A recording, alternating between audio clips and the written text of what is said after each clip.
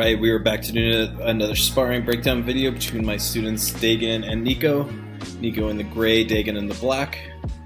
Dagan coming in, hand fighting, being aggressive with his open guard. Nico doing a good job keeping his distance here. And both of them just kind of looking to kind of establish position. Nico forces the circle to pass. Dagan doing a good job bringing his knee back in. But Nico manages to circle north-south. Dagan doing a good job framing on the hips, keeping Nico at bay. But Nico just doing a great job blocking that knee. Drops to his hip. And manages to beat that knee and turn over to side control. Doesn't quite have him pinned yet. Dagan still doing a good job turning in here. Nico again moving into the north-south. Looking to attack the arm. Again, going on Kimura. Good control here from Nico on top, looking to force the Kimura, and then switches to armbar. But Dagan manages to stack and come on top. Now let's go back just a little bit and kind of look where Nico went wrong in this armbar. So his setup and everything was quite good. His grips are good. The one thing I would point out right away on Nico's grip is that he's using his thumb. Okay, ideally it's best to not have the thumb grabbing around the backside of the wrist, like he wants to use more of a cupping grip, so it's better if this thumb was coming across the front of Dagan's forearm. It would allow him to have a little bit more control and a tighter grip in this position. You can see that Nico is pulling up on the Kimura, which is what I teach my students to do when they're attacking the shoulder, but typically we want to push down when it comes time to armbar, so we'll kind of see what kind of happens next here. So yeah, he's doing a good job following. He should be up on his toes here. It'd make him a little bit more springy so he could go into the armbar. There's a good armbar transition here. One other thing that he could be doing with the Kimura, and this is just kind of a more advanced way of looking at the Kimura. Right now you can see Nico pulling in with the Kimura here. What he would actually want to be doing is pushing away with the Kimura. If Nico is pushing away with the Kimura, it would help prevent Dagan from coming up to his knees. So as things kind of continue here, you can see he's kind of late getting that leg over, and because he's pulling with the armbar, it's actually helping Dagan come back up to top position. So that's part of the reason why Nico lost that armbar. And it's a small detail a lot of people miss. Dagan did the right thing there and managed to scramble, come on top in this position. Now it's Dagan's turn to try to pass. Nico doing a good job controlling the wrists here, looking on that 2-on-1. Now looking to sit up.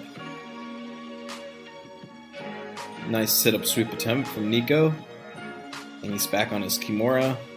Again, you can see Nico using his thumbs here, partially hurting his control on the grip. But he's managing to keep that Kimura, so that's what's keeping him protected, so Dagan doesn't move into side control. Now we see a nice bridge over his shoulder here to bring him on top position. Again, still attacking with the Kimura. Kimura's showing to be a good control point for Nico. Nico allowing a little too much space here in this position. Could be looping that left hand around behind Dagan's head to get some back control, but instead it looks like he's going back on the armbar. Dagan doing a good job taking his time, playing slow. Again, just being careful there. Nico looking on some front headlock positions here, looking for a choke. You see Nico lock his hands together here, looking for a pinch front headlock, and rolling Dagan over. But Dagan making it hard for him, it looks like. Again, Nico's staying a little too much on his knees here, so it's making it hard for him to move into that Darce position. But again, back on the front headlock. You see Nico fall back for a Peruvian necktie, but Dagan manages to roll through. And he jumps again. This time it's a little tighter. He gets that second leg over, making it hard for him to roll. You see Nico really pulling through and managing to get that tap. So really nice transition here from Nico. Jumping on that Peruvian. So yeah, I see him on that second roll. He managed to get this leg over. So on the first one, Where Nico fell short is he didn't get the second leg over in time, but this time you can see his second leg made it over Dagan's back. And because he has both legs over Dagan here, it's really hard for Dagan to escape the position. You can see his hands locked underneath.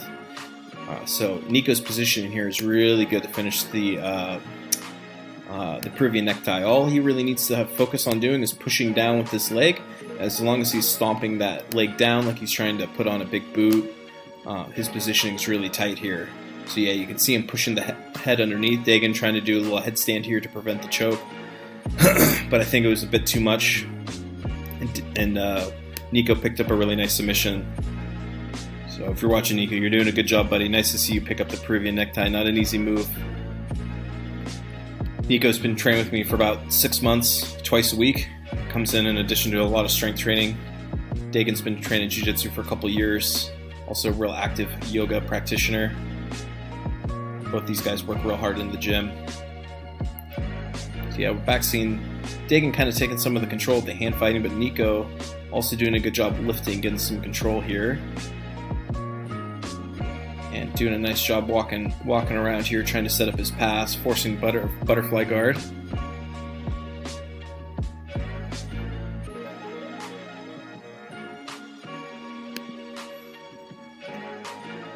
Dagan looking to wrap up an arm, manages to get to his closed guard, and comes up to rubber guard. Starts playing his rubber guard here, staying nice and tight. Starts isolating that left arm. Starts passing underneath Nico's neck for Gogoplata.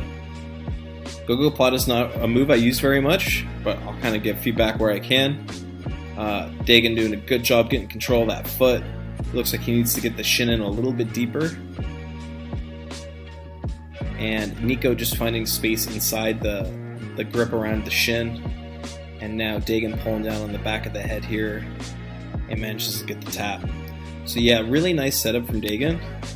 You can kind of see how it transpired from the rubber guard here. He's playing a nice high rubber guard and manages to isolate that arm.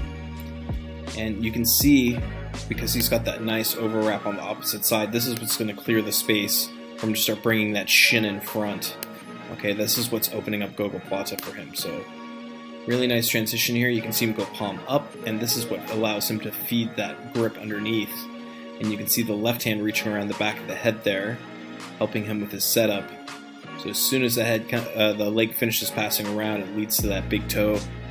You can see him struggling a little bit to get the grip he needs there to finish.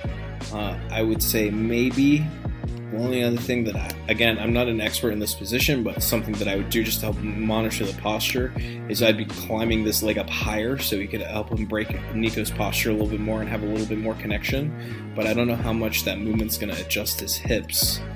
But yeah, really nice attempt here with like a traditional grip, but I think he definitely makes the right adjustment by going 2 hands to the head.